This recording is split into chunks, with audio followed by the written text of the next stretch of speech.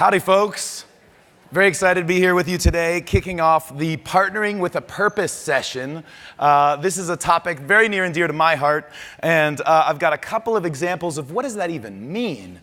And, so why don't we kick it off? A few years ago, the Mexican government decided that they wanted to raise awareness about their people and their culture.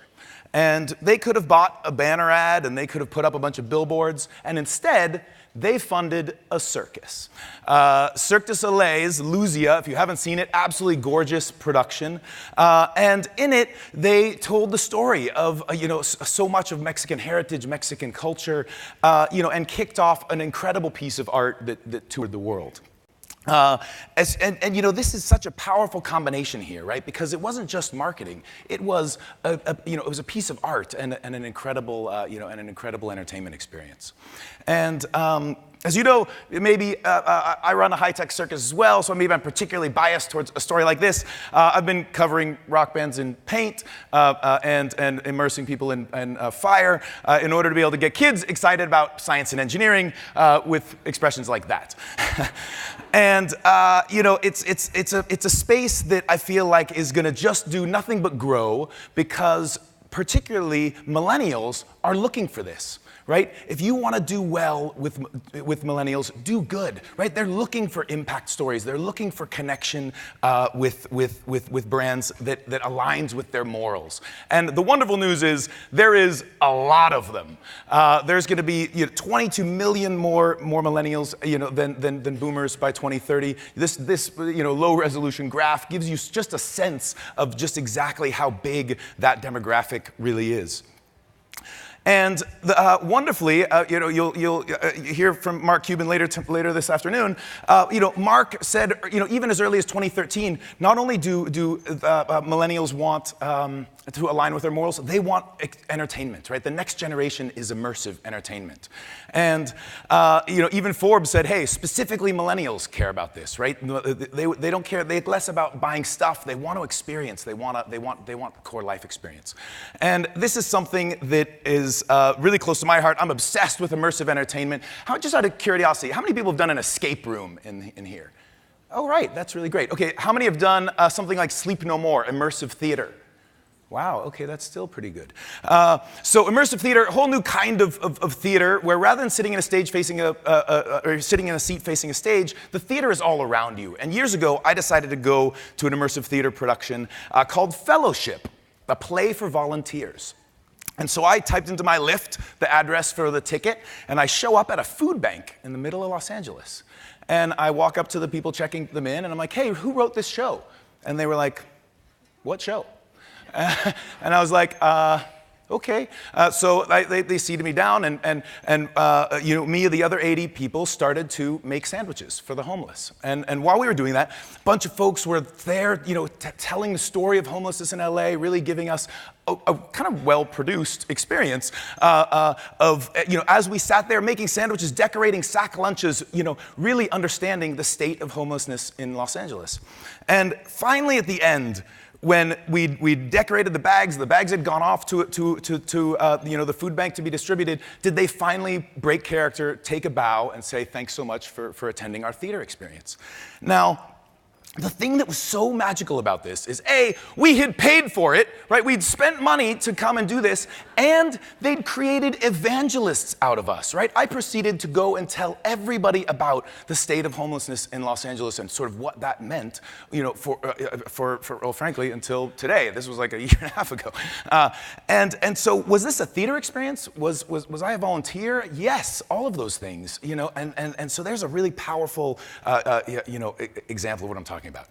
Another one, Iñárritu teamed up with ILM X Lab to do an incredible immersive entertainment piece called Carnegie Arena. They exhibited this at LACMA, won all sorts of awards, and this was all about showcasing the terrible atrocities happening at the border of the United States. And you arrive there, you take your shoes off, you are on the dirt as you put on this VR headset, and you have a first-person perspective as the Border Patrol descends on a family trying to cross the border. Now, I took the headset off and was bawling, right? This was absolutely amazing to see right there in front of you, like you would never be able to grok reading a headline or watching a news article. You were there. You could choose with, like you choose in life where you wanted to go, what you wanted to see, and you left with this understanding that was so impossible to convey in another way. Again, a piece of art that had this incredible transformational capacity. At 2-Bit Circus, we've been thinking about this a lot, and have really gone kind of all in on this kind of approach.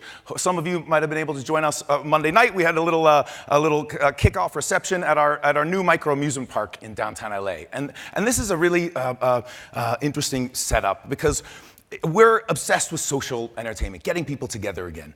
And if you haven't read this book, Lost Connections, I started to kind of really understand what the importance is of all of us coming together live, like this, right? We could watch it on video, but we're here today in person, right? This is the best version.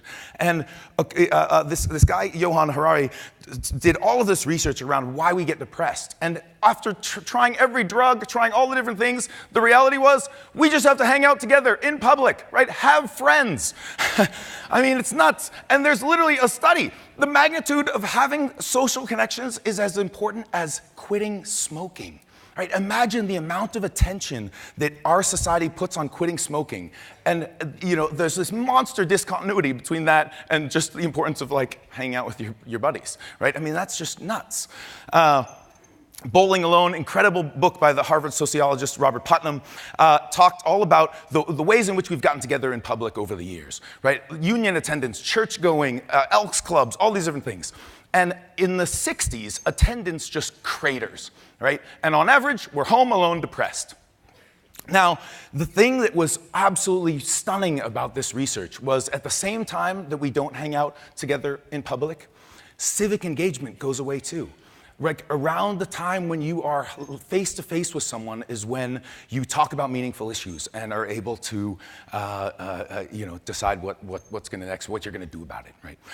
So we opened what we consider a new kind of community center, this big freaking micro amusement park. It's almost the size of a football field. And the way that we've set it up is a bunch of fun and games for adults like us to come and play on a Friday night. And then an entire set of tools, right? Think of it almost like the movie theater for interactive, so that we can all play a game show Friday night, and then Monday morning, this is all an entire learning solution for kids, a science game show. And the hands-on making activities, all sorts of different stuff. And then together with our foundation, we just completed the merger with our fourth partner. We've got imagination.org, LA Makerspace, Trash for Teaching, all under one roof to be able to really scale the impact that we can have. We're now in half the schools of Los Angeles, almost 80 countries. It's really been working like a charm to bring all of this fun and play as a way to get kids excited about science and engineering. So we aggregate clean waste from companies, put that stuff all together as art supplies the kids use in the schools. There's no shortage of awesome stuff that can be done with cardboard and garbage. Here's a whole bunch of fun solutions. This game from Operation, my friend Nirvan Mullick here in the audience sent this to me. This is the game of Operation played inside of a dolphin. This kid clearly doing great work. And even we just did one of our big carnivals down in Hawthorne. This is some kids making their own dunk tank. Thank God not with fire. They chose traditionally water. That's good.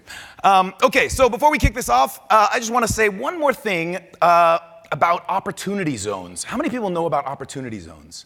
Okay, good. This is super powerful. And in terms of getting capital into low-income neighborhoods, this is like nothing. You've maybe heard of promise zones and a bunch of these other things. This is really distinct. So quick breaker.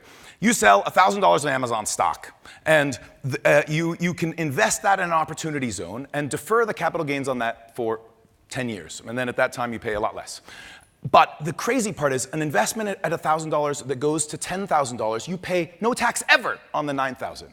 So there is $6 trillion sitting on the sidelines that can be now invested into these zones to bring entrepreneurship, capacity to a whole demographic of folks that don't necessarily have access to that capital right now. So it's something I just want to put in all of your brains because it only just happened a couple of months ago. Super exciting. So without further ado, let's get into the topics. First up, we've got Sung Poblit and Melanie Legrand talking to us about all the exciting stuff that they're doing. So come on up here, guys.